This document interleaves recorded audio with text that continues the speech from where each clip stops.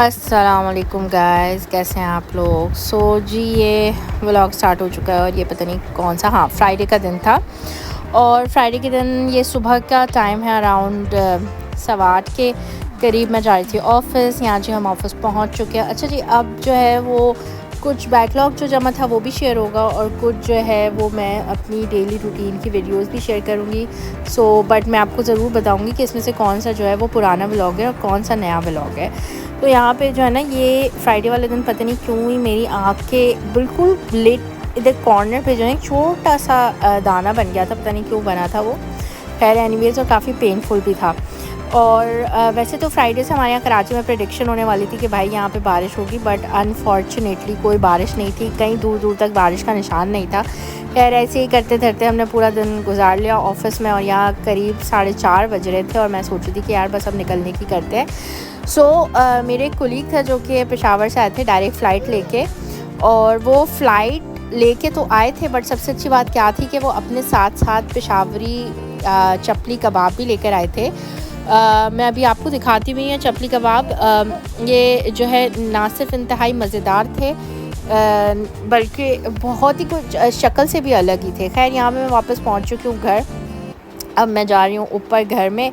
और कराची में वैसे शाम में ड्राइव करना भी एक बहुत ही मुश्किल काम है, बहुत ही मुश्किल काम है बल्कि।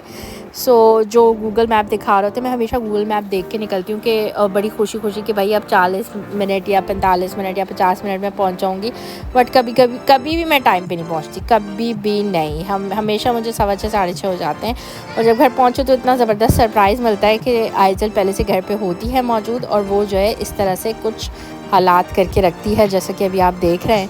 तो अब आपकी बहन जो है वो ज़ाहिर है OCD की मौजूदगी में इंसान क्या ही कर सकता है। तो ना ही मैं चेंज करती हूँ, ना ही मैं कुछ और करती हूँ। सबसे पहले ना कमरा समेटना शुरू कर देती हूँ, और या तो बेडशीट ठीक करना शुरू कर देती हूँ। मुझे ये प्रॉब्लम है कि भाई ये जो है ना वो ये बिखरा हुआ नहीं होना चाहिए।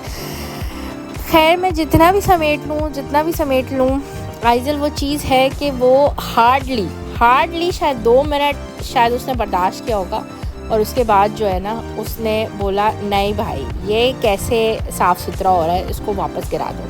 खैर एनीवेज़, यहाँ जो मैं कबाब लाई थी मैं आपसे बर्दाश्त ही नहीं हो रहा था। उन्होंने कहा यार खोल के मुझे दिखाओ कैसे हैं। तो ये पेशावर की बाड़ा मार्केट से उन्होंने लिए थे, और वहीं से एयरपोर्ट भी करीब है, वहीं से वो डायरेक्ट फ़्लाइट पे बैठ कर जो है ना वो इसको लेकर आ गए थे मेरे कुलीग। अच्छा, इन कबाबों की सबसे अच्छी बात ही क्या है, वो ये है कि ये जो है ना क्या नाम है, अगर आप इनको पहले से ऑर्डर दे दें। मैंने भी यही पूछा यार इतनी लंबी फ़्लाइट में इसको लाना जो है वो मुश्किल नहीं था, और इसमें ऑयल क्यों नहीं है, सबसे बड़ा मेरा सवाल ये था कि एक बॉक्स में ये ऑयली क्यों नहीं है। तो ऑयल इसमें इसलिए नहीं था क्योंकि अगर आप उसको पहले से ऑर्डर दे दें तो वो उसको बना के जो है ना वो किसी ग्रिल पे रख देते हैं, तो सो दैट उसका सारा ऑयल निकल जाए। और जितने भी लोग बायर आ रहे होते हैं तो वो इस तरह से ही लेकर कराची या किसी और भी शहर में जा रहे हो तो वो इस तरह से जाते हैं। और ये देखें जी, हार्डली 2 से 3 मिनट जितनी देर में सिर्फ हमने कबाबों को चेक किया, इतनी देर में आइज़ल जो है उस कमरे को पूरा तबाह बर्बाद कर चुकी थी।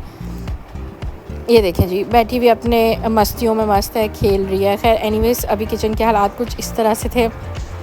और भाई सबसे ज़्यादा खुशी की बात क्या थी कि जब मैंने कबाबों की क्वांटिटी देखी तो मैं तो इंतहाई खुश हो गई। मेरा प्लान था कि मैं घर आके जो है ना वो दाल चावल बनाऊंगी, बट मैंने वो सारा प्लान कैंसिल कर दिया। मैंने कहा भाई हम खाएंगे कबाब, रोटी और रायता, और उसके साथ सेके वाली प्याज। तो यहाँ पे जी अब मैं बनाने शुरू हो गई हूँ रायता। तो ये कबाब हमारे पास बिल्कुल रेडी थे, और मैंने सोचा कि बस अब यार जस्ट रायता बनाते हैं। प्याज को काटते हैं, सिरका डालते हैं उसके अंदर, और बस कबाब, रोटी एंड प्याज खाएंगे हम। क्योंकि अच्छे खासे कबाब थे, अच्छे खासे, और बहुत ही कोई मतलब मज़ेदार कबाब थे। I was not expecting this कि ये जो है ना वो इतने कोई ज़बरदस्त होंगे। वैसे नॉर्मली मैं नहीं खाती, मुझे जो है ना वो बीफ से एक प्रॉब्लम होती है। मुझे थोड़ा ना बाहर के खानों से ज़रा मतलब स्पेशली ये कबाब वबाब टाइप की चीज़ों मुझे थोड़ा ना हीक आती है। पता नहीं आप लोगों को आती है या नहीं आती, मुझे बताइएगा कमेंट सेक्शन में कि आप लोगों को भी आती है या नहीं। मुझे खैर बहुत हीक आती है, बट लकीली पता नहीं ये इतने अच्छे कबाब थे कि मुझे इसमें से कोई हीक नहीं आई। इतने अच्छे नीट क्लीन साफ़ सुथरे कबाब, और वो भी पेशावरी चपली कबाब थे ये। और चपली कबाब का आप शेप देखें कैसा है, ये इट्स नॉट वो वाला चपली वाला साइज़। तो ये पेशावर में इसी तरह से मिलते हैं। आप अपनी जो है वो विश के मुताबिक जो है ना वो इस तरह से बनवा सकते हैं। तो जी बस बन गए ये कबाब, खा लिए हमने। आप चलते हैं जी, नेक्स्ट डे मिलेंगे आपसे। जब तक के लिए टेक केयर, बाय बाय, अल्लाह हाफ़िज़।